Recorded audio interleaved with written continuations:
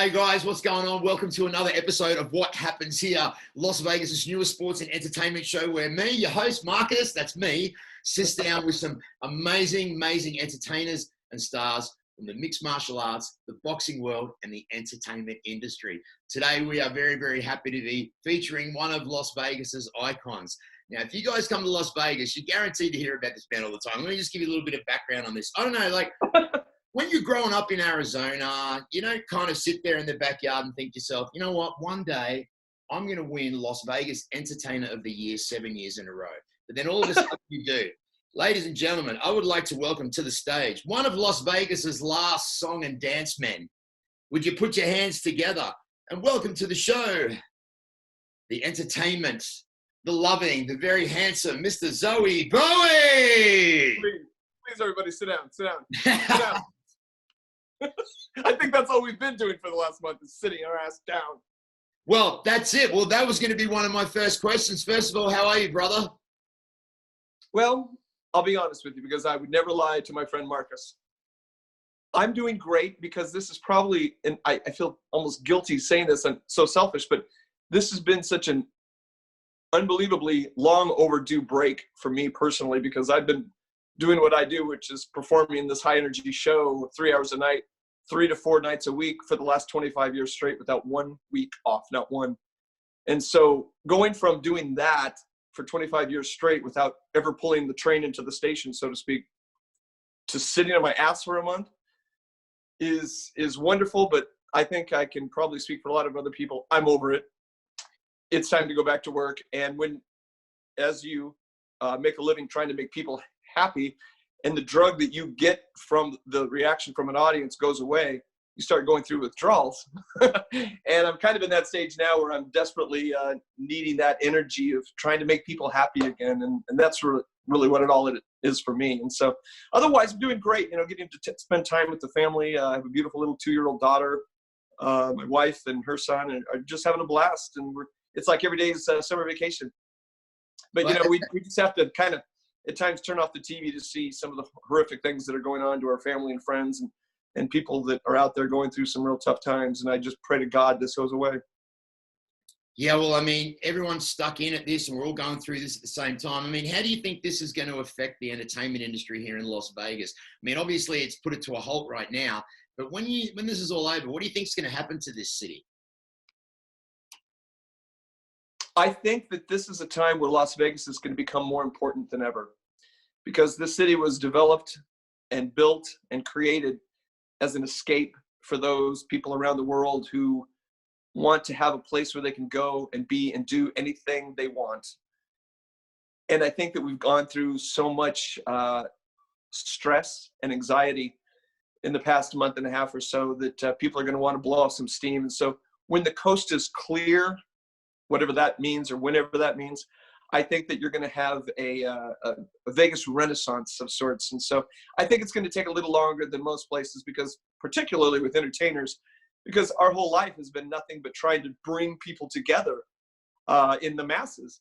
And, for what I do, 2 nights a week, I'm in front of 2,000 people a night that are all mashed together, having the time of their life like we're all at a big high school backyard party. And I think that for a time, we're going to have to respect each other's space, but I don't think that we should hide. I don't think that we should sit in our homes for weeks and months on end. I think that this is a time where we're going to need to be more effective than ever, trying to get people's minds off of some of the horrible things that are going on and to get them back into enjoying life again.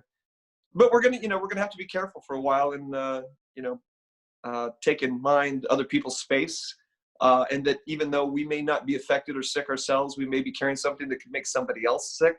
And that's what we have to be really cautious of, is not necessarily ourselves, but the other guy. And so I think that to answer your question, my personal feeling is mid to late June. But then, you know what? You better get used to this time off because you're going to be really busy. I mean, some of the places where you've worked here in Las Vegas is outstanding. A lot of these headliners only work at 1, possibly 2 casinos throughout their career. You've worked at some iconic places like the Sunset Station in Mandalay Bay. And then, of course, I mean, the Suncoast, the Westgate, and then primarily the big, the huge one here in Las Vegas is is the Fremont Street Experience. So you're working a lot. Is that a lot of pressure on your voice doing that show every night of the You week? know, when you drink as much as I do, that's never a factor, really. Yeah. But I've been doing this for 25 years. I started out in Scottsdale, and we were very lucky that it turned into something that got the attention of the Fertittas here in Las Vegas, who obviously own Red Rock and Green Valley and those. And so they brought us out here 14 years ago this week. And we were at Red Rock for 14 years straight until we decided to venture out to some other places till just a couple months ago.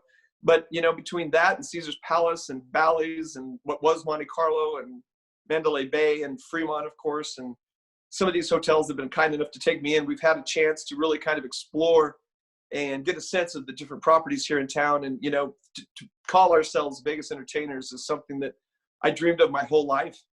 From the time I was a kid and I came here and saw Tony Orlando for the first time at the Hilton, I thought, man, the way that guy made me feel, that's what I want to do for others. And so the fact that I get to make a living making people happy, and quite frankly, I'd pay to do what I get to do for a living.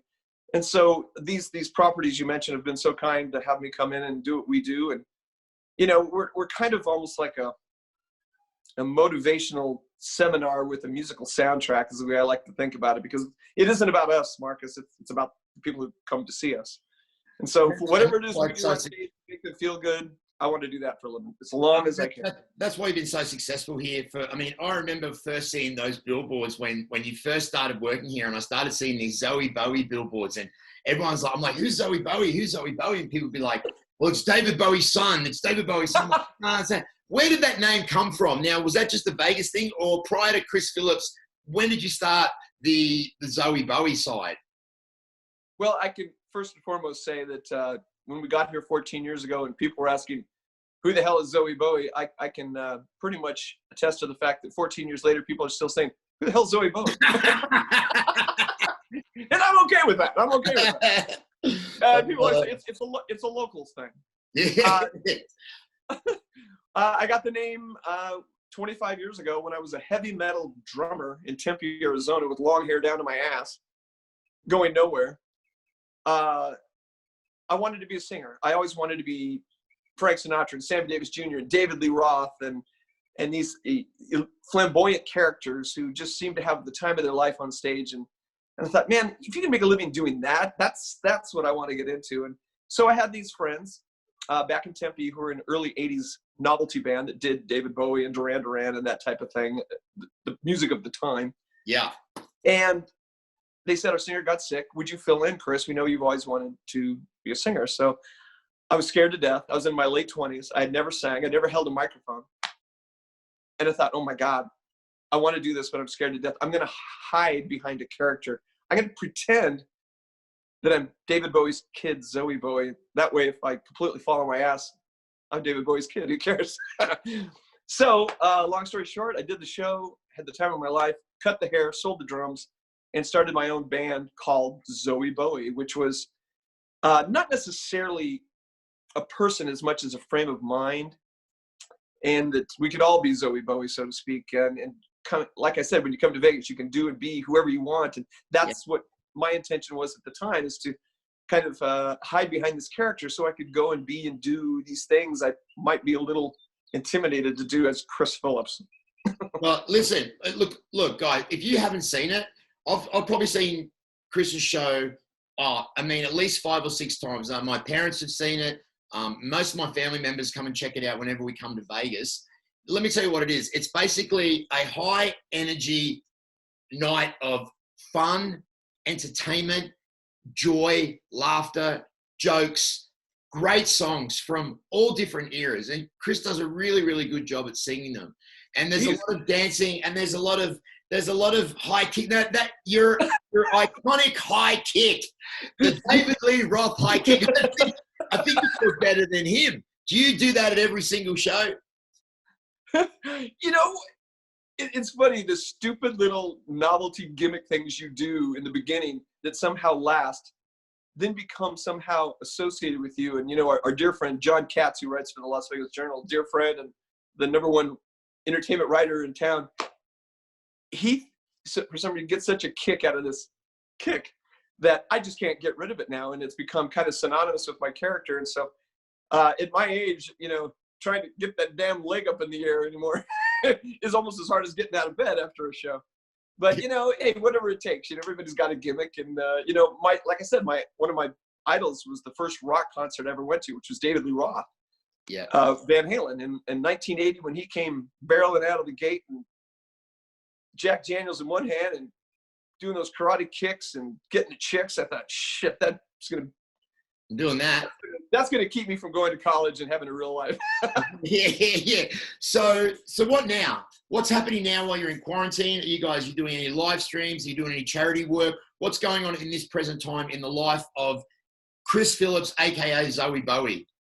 Well, I think you can probably see if you are online ever, these entertainers that are desperate to do something to satisfy their urge to entertain and to, you know, love how you get out there in front of people. So I love that. I admire everybody that's doing all these live streams and these things, but we took a little bit different angle.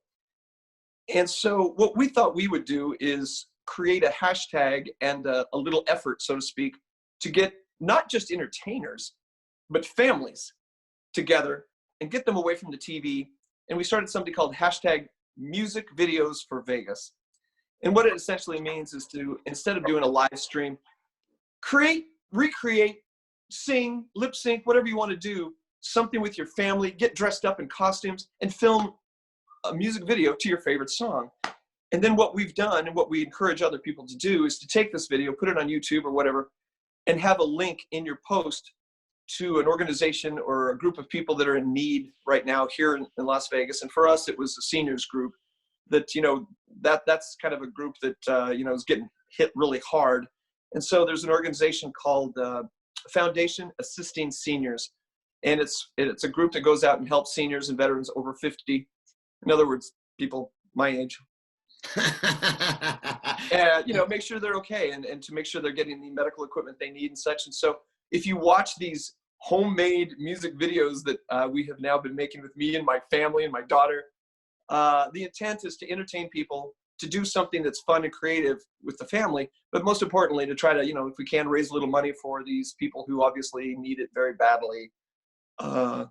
Going into the, you know, the second month of this quarantine thing, it's scary. So they're a lot of fun. It's a way to satisfy our little need to make music in some ways. So I encourage, you know, like I say, for families to get together and go reenact Grease or your favorite Disney movie or rock and roll band or whatever the case, and slap an organization on there where people can, if they enjoy it, you know, maybe send some money their way. That's what we're doing. So 100% of the donations go to them. Where can people see you? Where can they find out about you? Because we're going to put your link right up there. So where can people find out about you, my friend?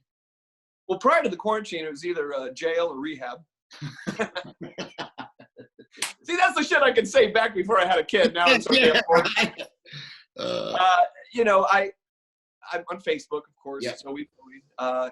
Instagram at Zowie Bowie Vegas, and you know, everything we do is geared towards primarily trying to do the best we can to help out the people in Las Vegas, be it our live shows or charity functions we do, or these homemade music videos, whatever it takes to, you know, try to do our small little part, since we can't go out and physically help people or you know, go to people's houses and take care of them. We thought, you know, try to raise some money from our own living room. You see, there you go, guys. That's the heart of the local Las Vegas entertainers. I mean, these guys always band together. It's a small community here, although it seems like this big, huge place that you see from the other side of the world. When push comes to shove, the Las Vegas entertainment community is a very small-knit group.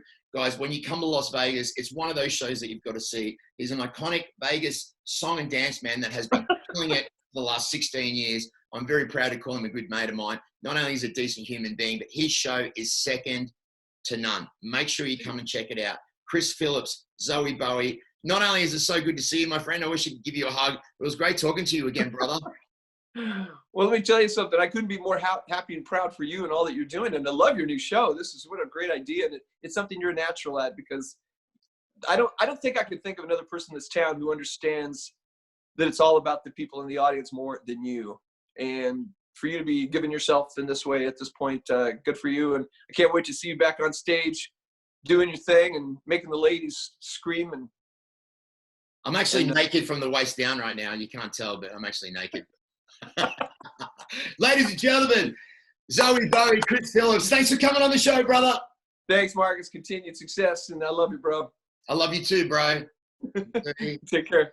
Hey guys, Marcus here. Today's episode was proudly sponsored by Team Guilty Clothing, Concord Apparel, Rise Fight Gear, Molcata Clothing Wear. How could we forget Fit Guru Fight Retreats in Las Vegas? Of course, Wildcats for all your cannabis needs. And of course, Baller Balm for when your beard needs to be money. Today's episode was fueled by Proper 12, the finest, the tastiest liquid gold on the planet.